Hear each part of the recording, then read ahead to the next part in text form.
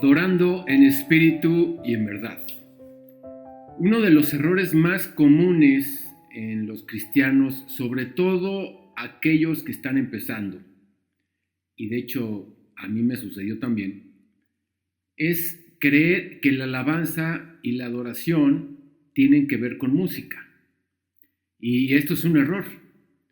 No tiene nada que ver, por lo menos bíblicamente hablando. Y vamos a ver cuál es el problema de el confundir la alabanza y adoración con música el día de hoy.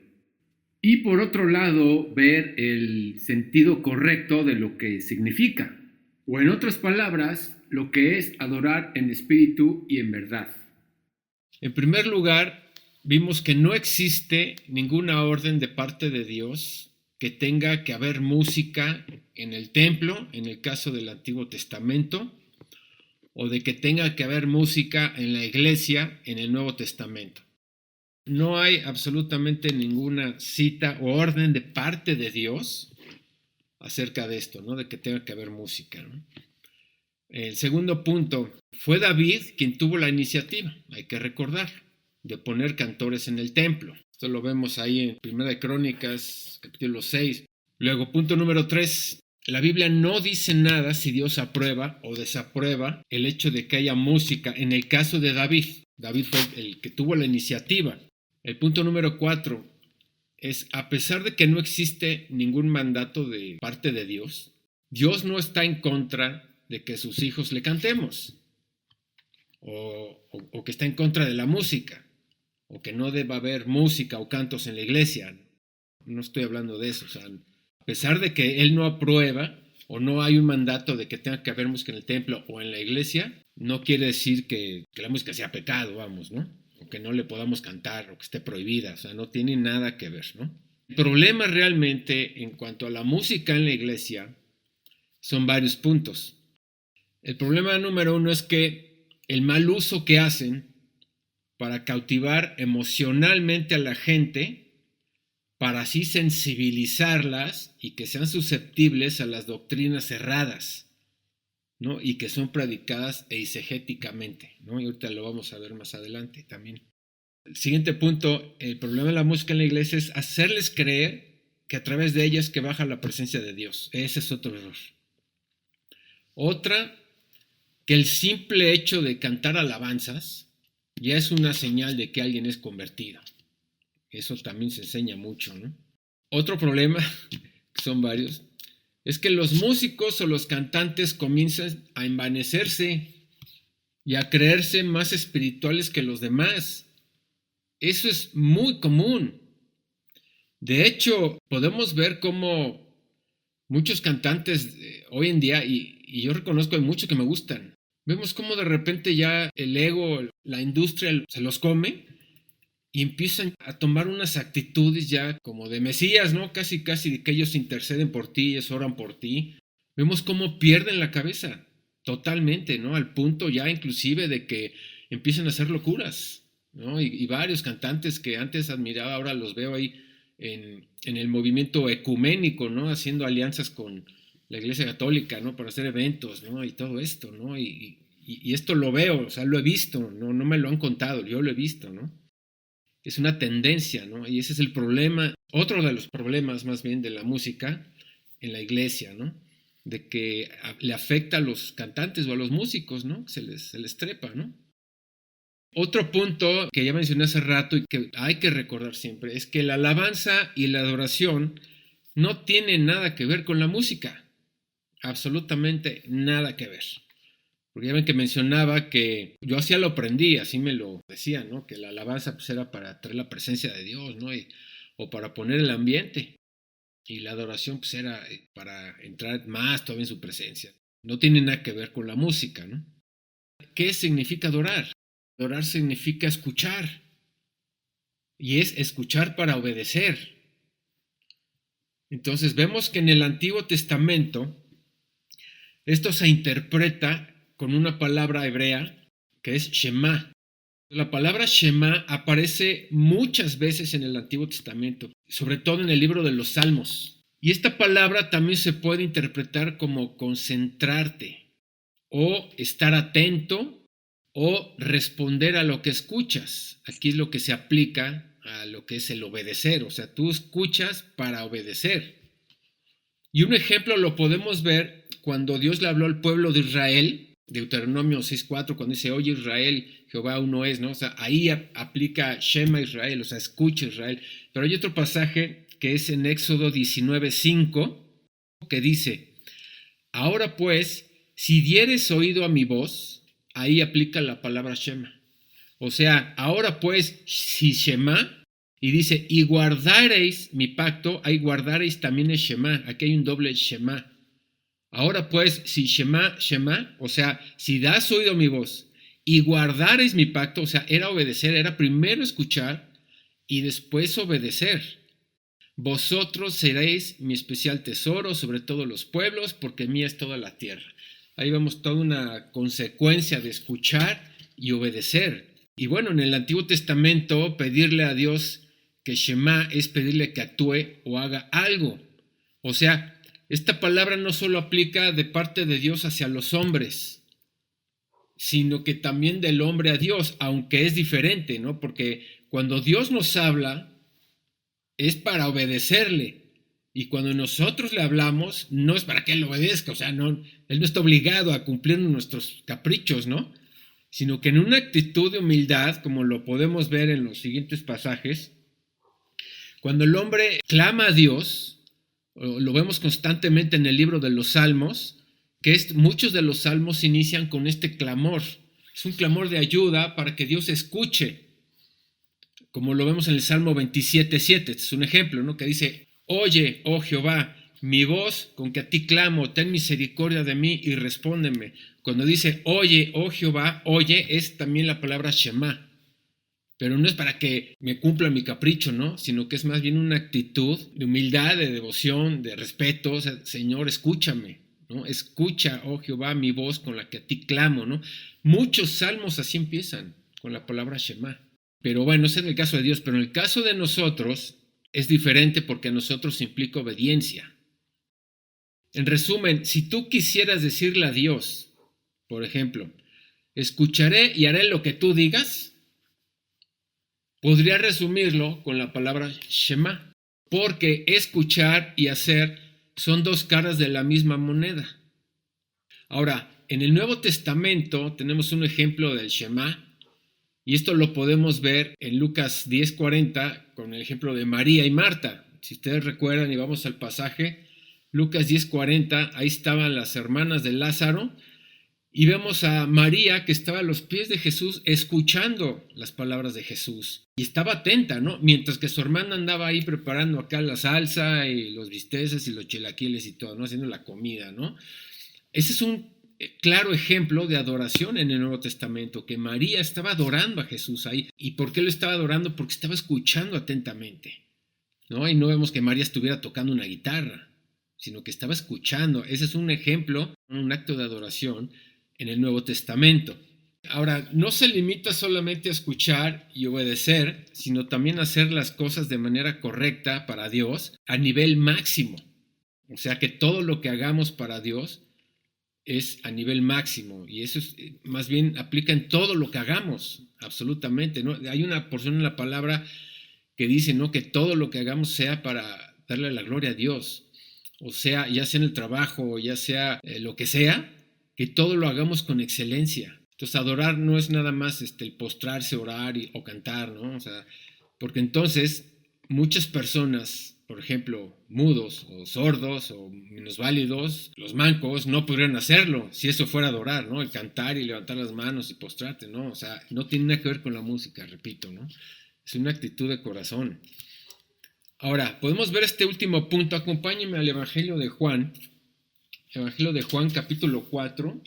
Juan, capítulo 4, versículo 23, que dice así: Mas la hora viene, y ahora es, cuando los verdaderos adoradores adorarán al Padre en espíritu y en verdad, porque también el Padre tales adoradores busca que le adoren.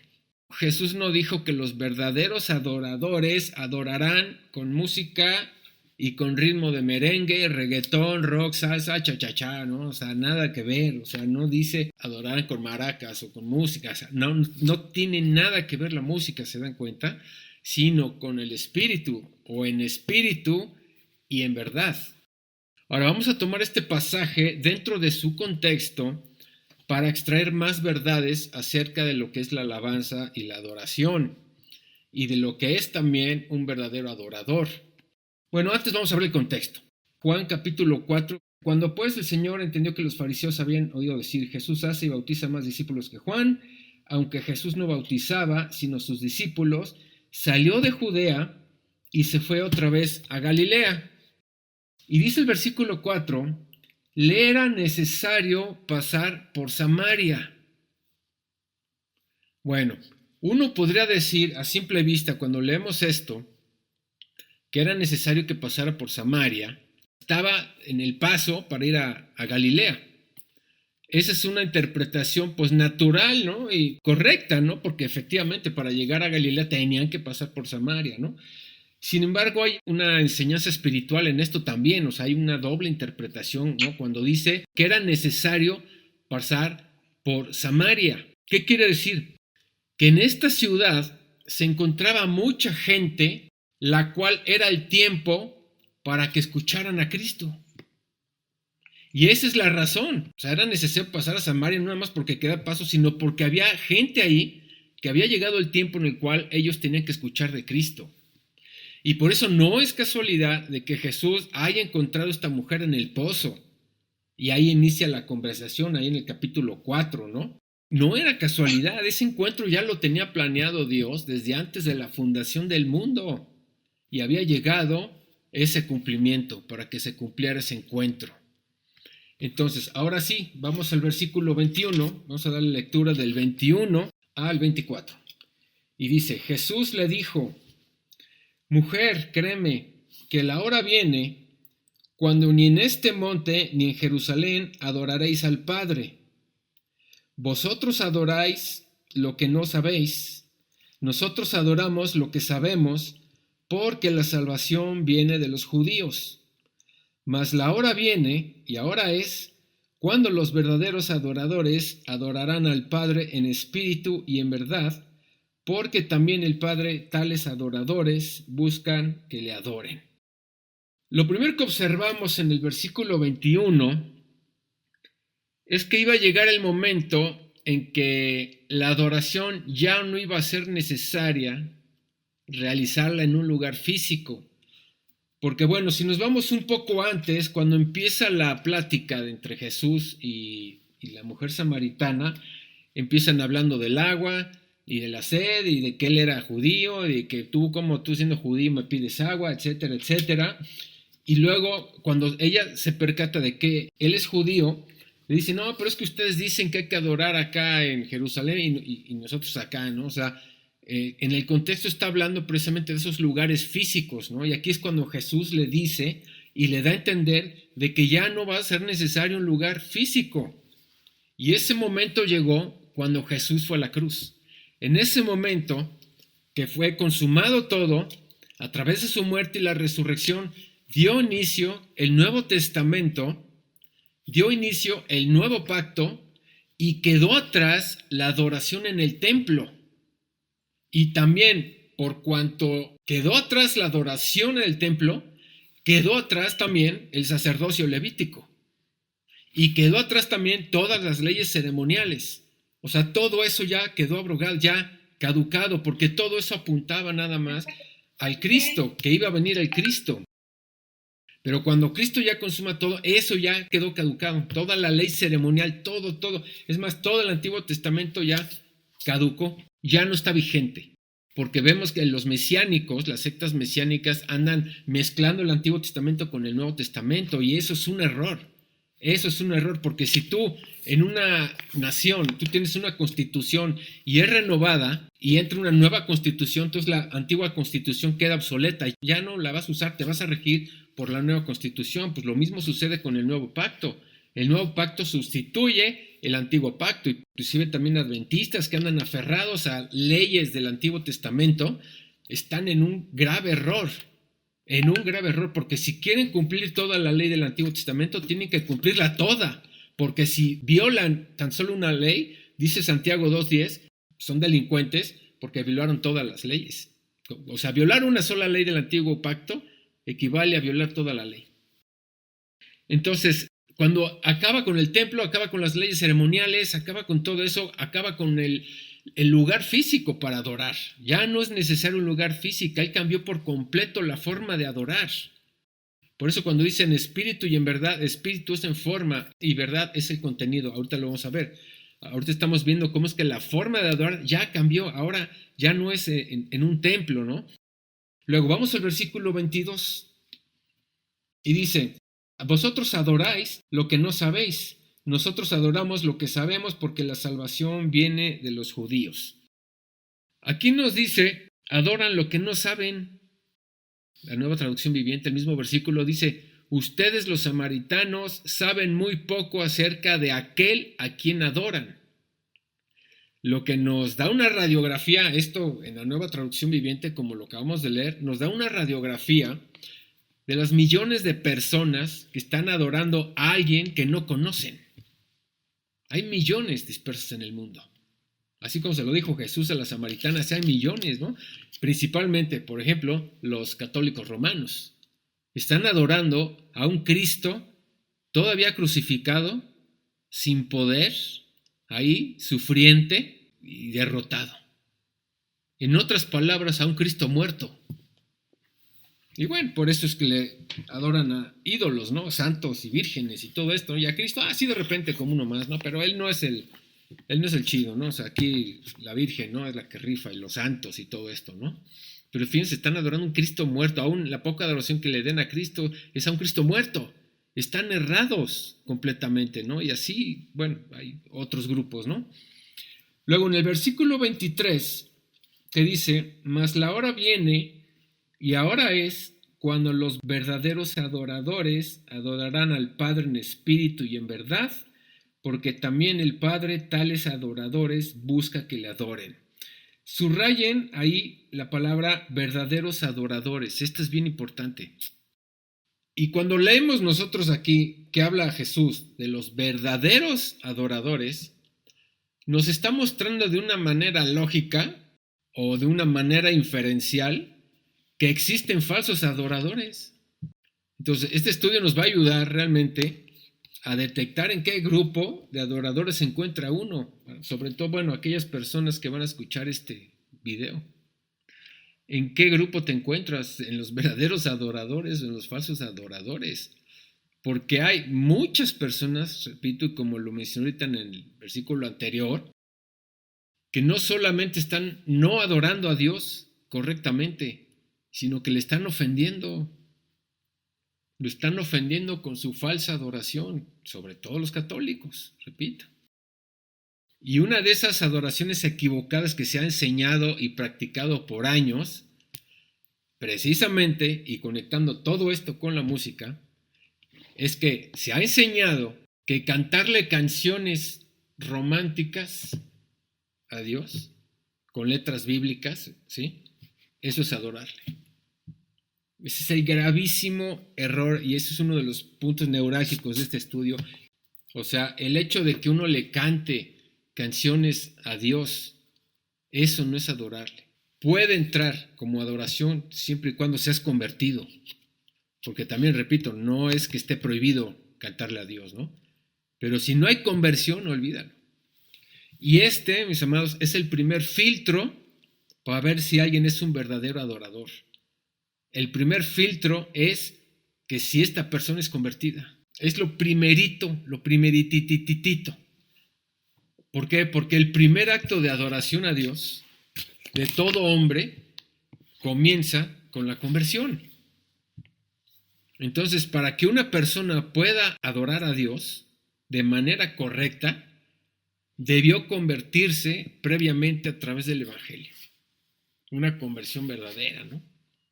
Y bueno, de preferencia a través de los dos requisitos que menciona Jesús en Marcos 1:15. Arrepentimiento y creer en el Evangelio. Esto es a nivel personal.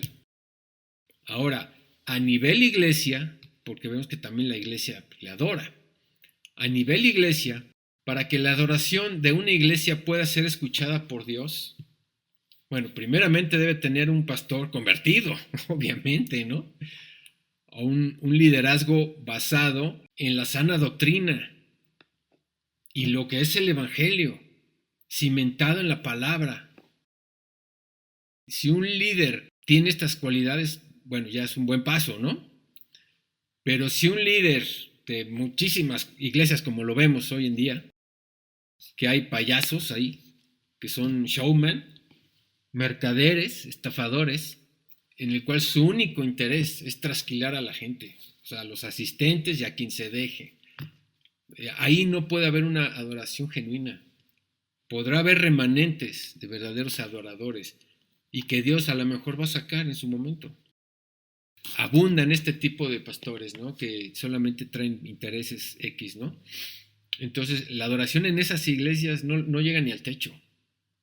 Entonces, debería ser bíblicamente, vemos que todos los asistentes deberían de ser convertidos en un mismo espíritu, una misma fe, un mismo Señor. Entonces, esto nos ilustra también la manera de cómo debe trabajar la iglesia, porque la iglesia debería de tener dos tipos de asambleas, dos tipos de predicaciones. Una para los convertidos, para la verdadera iglesia, en las cuales sí se puede adorar en un mismo espíritu, en verdad. Y vemos en el libro de Hechos cómo Dios respondía, ¿no? Cuando había una unidad en la iglesia, ¿no? Y la otra manera de predicar es el evangelismo, o sea, es hablarle a personas inconversas. Es un punto de vista personal, mis amados, pero yo en lo personal creo que es un error llevar a personas inconversas a la iglesia sin antes darles previamente o que antes hayan convertido, aunque a lo mejor no entiendan muchas cosas, pero que sí ya hayan escuchado los requisitos, que venga esa conversión. Porque si tú los metes a una iglesia y en la iglesia se predican cosas que solamente es para convertidos, no aplica. O sea, tiene que haber una conversión antes. Así lo vemos en la iglesia antigua, aquí en el Nuevo Testamento. Porque si hay inconversos, no puede estar en un mismo espíritu, una misma fe, un mismo Señor. Entonces, por eso vemos que la iglesia antigua tenía poder. Estaba brutal. ¿Por qué? Porque traían una unidad en el espíritu que los respaldaba. Y por eso lograron trastornar toda la cultura romana. ¿Por qué? Por esa unidad. Entonces, sí se requiere que antes de que entre en una iglesia se le tiene que dar una explicación, o sea, se le tiene que ministrar. Y para eso estamos llamados, mis amados. Porque tampoco es, si tú le compartes a alguien y ese alguien tiene oídos y está interesado, te voy a llevar a la iglesia para que ahí te prediquen, ¿no? O sea, tú ya te lavas las manos. No, espérate, tú predícale y asegúrate de que realmente tenga el entendimiento y que haya sido convertido para poder entonces ahora sí llevarlo a la iglesia. Pero no le eches la bolita a otros. Fuiste llamado a predicar el evangelio y a ser discípulos. Acuérdense, eso lo dijo Jesús. Entonces no le eches la bolita a otros. Tú tienes la responsabilidad delante de Dios de predicarles y ampliar la información y hacerles entender el evangelio. ¿Ok? Y ya una vez que ellos entienden, ahora sí, llévalo a la iglesia. Por eso es que es un grandísimo error en la mayoría de las iglesias no diferencian a los congregantes y les hablan a todos como si fueran convertidos. Es un grave error eso. Y por esta razón, muchos falsos pastores usan la música. ¿Por qué? Porque la música sensibiliza el alma. Seas convertido o no.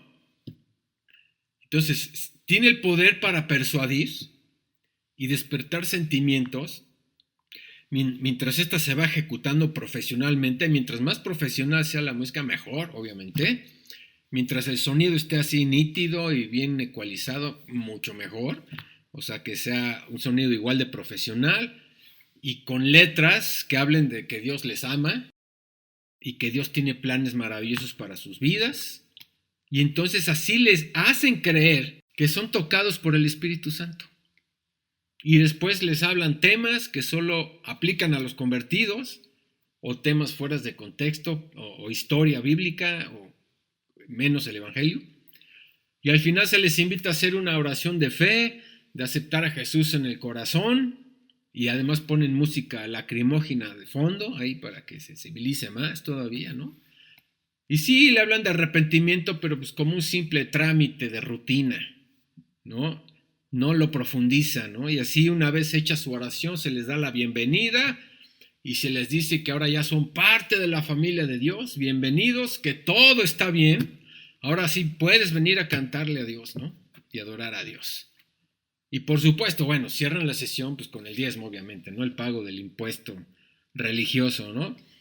Pero todo esto sin hablar del aborrecimiento de Dios por sus pecados, del verdadero arrepentimiento, de la confesión de pecados, ni hablan de la justicia de Dios sobre su Hijo, ni además entienden la doble imputación, ahora sí que la justicia de Dios y mi culpa sobre el inocente, mucho menos de que se deben de apropiar de esa justicia, o sea, del verdadero evangelio. Casi no se habla de eso.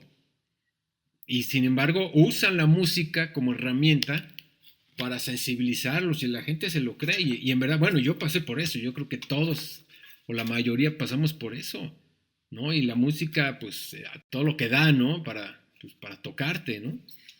Ahora, lo más terrible de esto, no nada más es que miles de personas hayan caído en esa mentira o en esa trampa, sino que hay muchos líderes de alabanza, pastores o hasta teólogos que no son convertidos. Y ahí andan adorando a Dios, que no tienen el evangelio y que tienen intenciones equivocadas. Hay miles de esos. Entonces, Dios no escucha a los inconversos por mucho que canten, salten, griten, se postren o aplaudan o se tiren al piso o que lloren o levanten las manos, mientras no hay conversión genuina, a los ojos de Dios son enemigos de Dios. Y esto lo explica Pablo en el libro de Efesios, cómo eran antes, están muertos espiritualmente, alejados de Dios, y así hay muchos. Ahora imagínense, sabemos que la salvación es un asunto jurídico, porque sin satisfacción de justicia no hay perdón de pecados. Y si no hay perdón de pecados, no hay salvación. Así, es un asunto jurídico. Entonces imagínense un delincuente en una corte de justicia y este delincuente enfrente del juez, anda cantando, saltando, gritando, postrándose, tirándose al piso, llorando, levantando las manos delante de él. Eso podría ser inclusive hasta una actitud ofensiva al juez. O peor aún, parece que está tratando de sobornarlo sentimentalmente. O sea, están adorando equivocadamente. Y es lo que está sucediendo con miles de personas en miles de iglesias en el mundo que no tienen el evangelio. Ahora, pasando al siguiente texto, cuando dice adorar a Dios, cuando habla de los verdaderos adoradores, adorarán al Padre en espíritu y en verdad. Pues el hombre fue creado con talentos y capacidades para adorar a Dios. Ese fue el propósito original en el hombre. Adorar a Dios, estar con Él y adorarle. Nos dio las capacidades y talentos y para hacer todo en máximo grado de excelencia. El problema fue que desde que el hombre rompió el pacto, delinquió ante Dios y se convirtió en un delincuente, ya no le agradaba a Dios. Y no nada más eso, sino que se convirtió en su enemigo. Y sin embargo, el hombre en su ceguera y en su obstinación comenzó a autoadorarse, alejándose cada vez más de Dios, cada vez más y más y más. Y con el tiempo, como tiene la conciencia en lo más profundo de su ser de que sí existe un Dios, porque dice la palabra en Eclesiastés que Dios puso la eternidad en nosotros. Entonces el hombre sabe que hay un Dios y hay un más allá, pero al no conocer al Dios verdadero, entonces se inventa uno, y por eso es que el hombre ha caído en idolatría. A nivel mundial podemos ver que todas las religiones están erradas, todas, porque pues están en idolatría, están adorando a un Dios que no conocen o que se han inventado de acuerdo a su imaginación o de acuerdo a lo que se les ha enseñado. Y es increíble, el otro día estaba viendo un programa de una secta en la India que adoraba a los buitres y estaban bien preocupados, era un documental precisamente que están bien preocupados los sumos sacerdotes de esta secta porque ya no había buitres. Porque ellos decían que si tu cuerpo no se lo comía un buitre, no te ibas al cielo. Aquí la pregunta es, bueno, ¿y de dónde salió esa idea? ¿A quién se le ocurrió? A lo mejor al tatarabuelo de uno de ellos que se fumó un churro de opio y vio a los buitres, o no sé, pero ¿de dónde sacan esa información? Pero vemos la ignorancia de la gente que hace las cosas ya mecánicamente sin conocer a Dios, adorando a un Dios de quién sabe de dónde salió.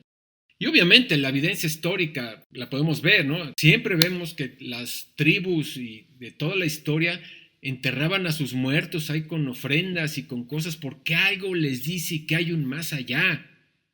Y de hecho, bueno, hace poquito estaba viendo también un documental, se lo recomiendo mucho, que habla de los guerreros de terracota. No sé si han oído ustedes eso. Los guerreros de terracota en China. Era la tumba de un líder de no sé qué dinastía, que unos campesinos descubrieron que había como una escultura de un ser humano, tamaño un poco más grande del tamaño natural, enterrada. Y cuando hicieron ese descubrimiento empezaron a excavar. ¿Y saben cuántos estatuas de hombres había? O sea, de guerreros. Había más de 8,000.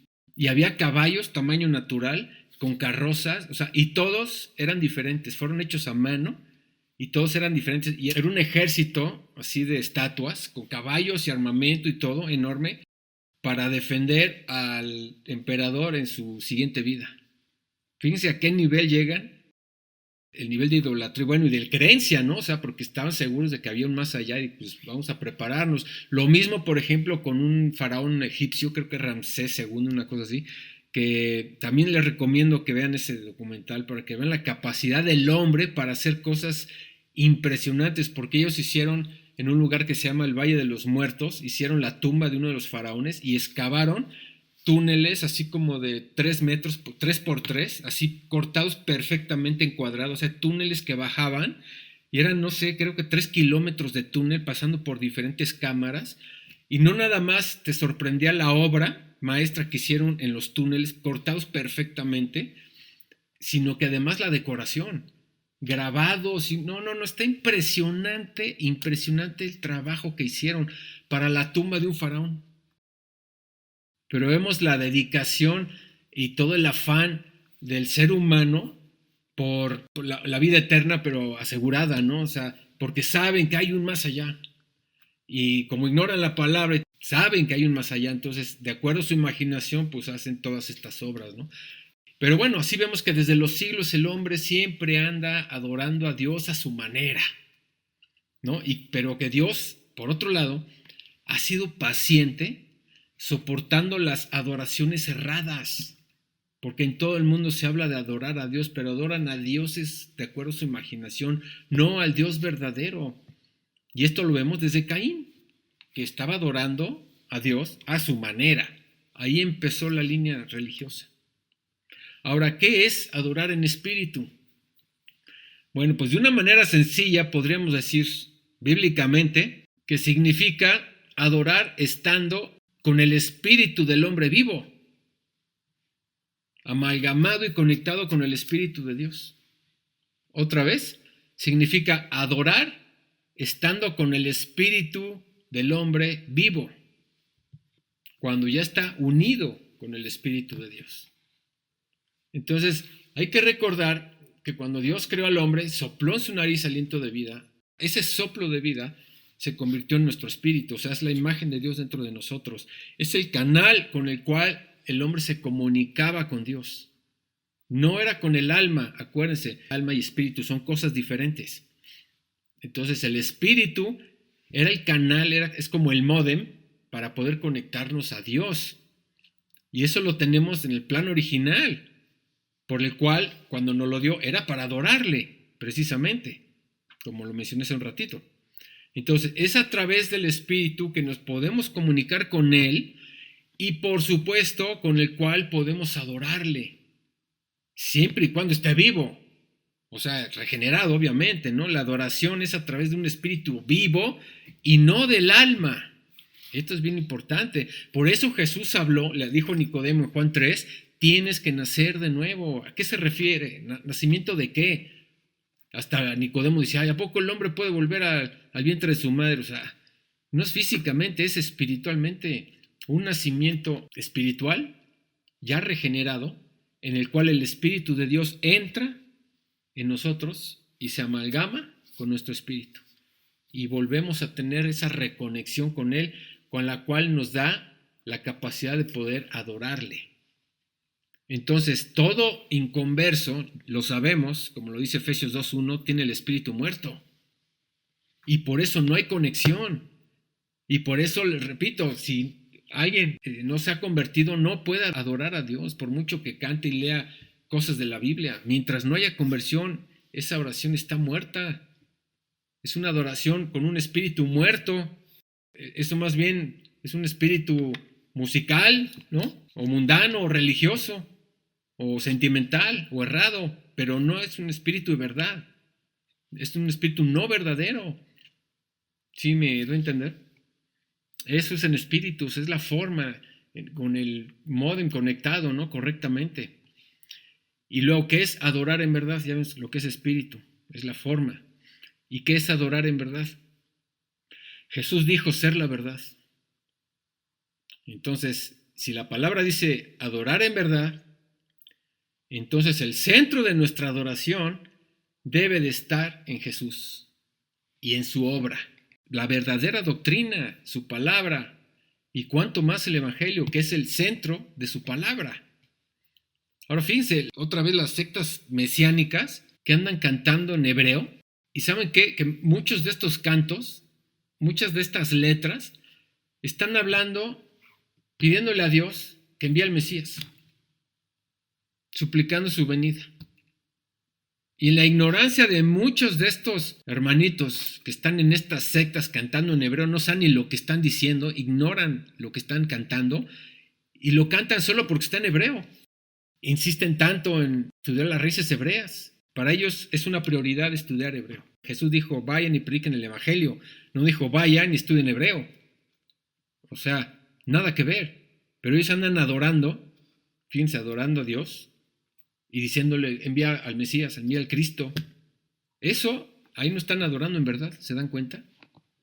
Y bueno, podríamos mencionar cantidad de sectas que andan adorando no en verdad, a un Dios diferente.